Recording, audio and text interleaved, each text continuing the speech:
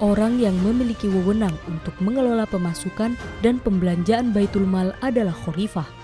Rasulullah Shallallahu Alaihi Wasallam telah menyimpan sumbangan Utsman bin Affan untuk membiayai pasukan Tabuk di kamar beliau. Imam Ahmad dan At-Tirmidzi telah menuturkan riwayat dari Abdurrahman bin Samurah yang mengatakan Utsman bin Affan pernah datang menemui Nabi Shallallahu Alaihi Wasallam untuk menyerahkan harta 1000 dinar ketika beliau menyiapkan pasukan Tabuk.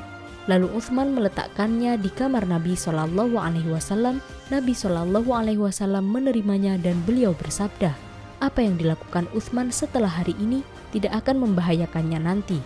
Beliau mengucapkan kata-kata di atas berulang-ulang. Kadang-kadang beliau membagi sendiri harta Baitul Mal. Dalam hadis penuturan Anas yang diriwayatkan oleh Imam Al-Bukhari dinyatakan pernah didatangkan kepada Nabi Shallallahu Alaihi Wasallam harta dari Bahrain. Lalu beliau bersabda, hamparkan harta itu di masjid.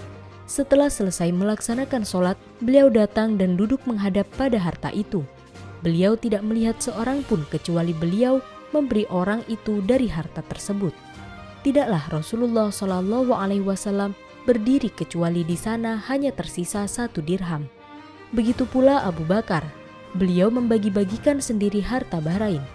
Imam Al-Bukhari telah menuturkan riwayat dari Jabir yang mengatakan, Rasulullah Shallallahu Alaihi Wasallam pernah bersabda kepadaku, seandainya saja benar telah datang harta Bahrain, pasti aku telah memberimu demikian, demikian, dan demikian, yakni 3 kali. Ketika Rasulullah Shallallahu Alaihi Wasallam telah wafat dan datang harta Bahrain, Abu Bakar menyuruh muazin menyerukan, siapa saja yang memiliki piutang dengan Rasulullah atau hitungan-hitungan dengan beliau, hendaknya datang kepada kami.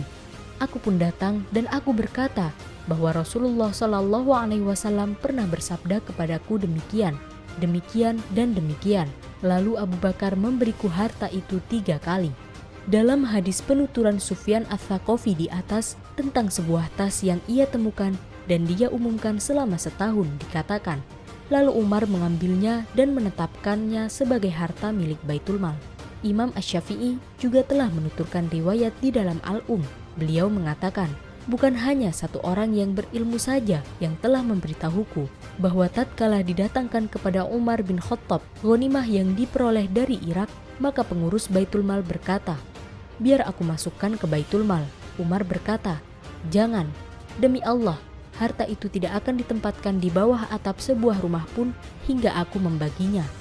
Lalu Umar memerintahkan agar harta itu diletakkan di masjid, ditutupi dengan penutup dari kulit dan dijaga oleh beberapa orang dari kaum Muhajirin dan Ansor.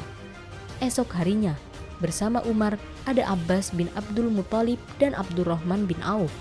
Saat itu ia memegang tangan salah seorang dari keduanya, atau salah seorang dari keduanya memegang tangan Umar.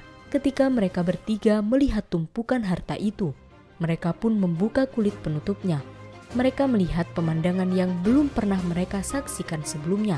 Mereka melihat emas, permata, zamrud, dan mutiara saling berkilauan. Umar lalu menangis. Salah seorang dari keduanya berkata kepada Umar, demi Allah, hari ini bukan hari untuk menangis, akan tetapi hari untuk bersyukur dan bergembira. Umar menjawab, aku demi Allah tidak sependapat dengan pendapatmu. Akan tetapi tidaklah ini terjadi pada suatu kaum kecuali keburukan mereka akan terjadi di antara mereka.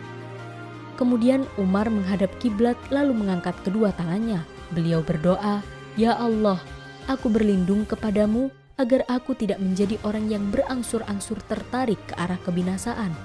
Sungguh aku mendengar engkau berfirman, Bismillahirrahmanirrahim. Fadharni wa man yukadzibu bihadzal hadits.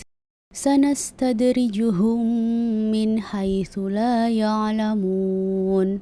Kami akan menarik mereka dengan berangsur-angsur ke arah kebinasaan dari arah yang tidak mereka ketahui. Quran Surah Al-Qalam ayat 44.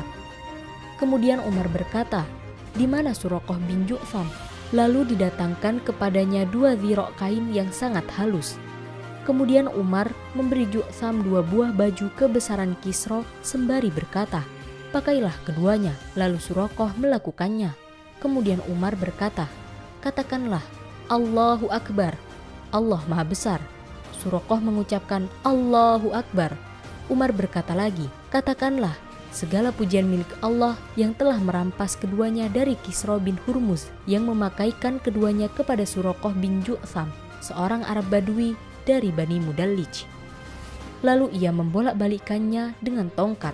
Ia kemudian berkata, "Sungguh, orang yang menyampaikan ini adalah seorang yang dapat dipercaya." Lalu seorang laki-laki berkata kepadanya, "Aku memberitahu Anda adalah kepercayaan Allah. Mereka menyampaikannya kepada Anda sesuatu yang Anda sampaikan kepada Allah. Karena itu, jika Anda hidup dengan kemewahan, maka mereka pun akan hidup dengan kemewahan." Umar kemudian berkata lagi, "Engkau benar." Kemudian Umar menyobek baju kebesaran Kisra itu. Telah disebutkan di atas hadis penuturan Abdullah bin Amru yang diriwayatkan oleh Ad-Darimi.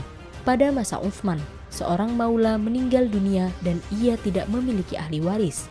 Lalu Utsman memerintahkan agar hartanya dimasukkan ke Baitul Mal. Dalam hadis penuturan Anas bin Sirin, dalam Al-Istidhkar juga disebutkan, Ali bin Abi Thalib pernah membagi-bagikan harta hingga mengosongkan Baitul Mal hingga kain bisa digelarkan untuknya dan ia pun duduk di atasnya.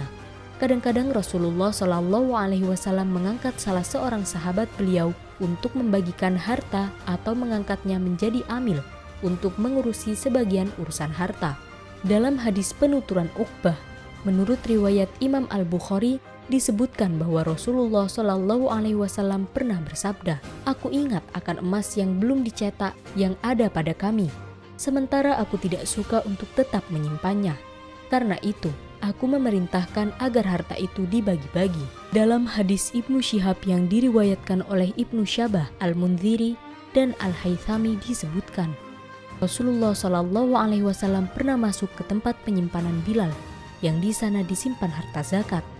Lalu beliau mendapati di dalamnya seonggok kurma.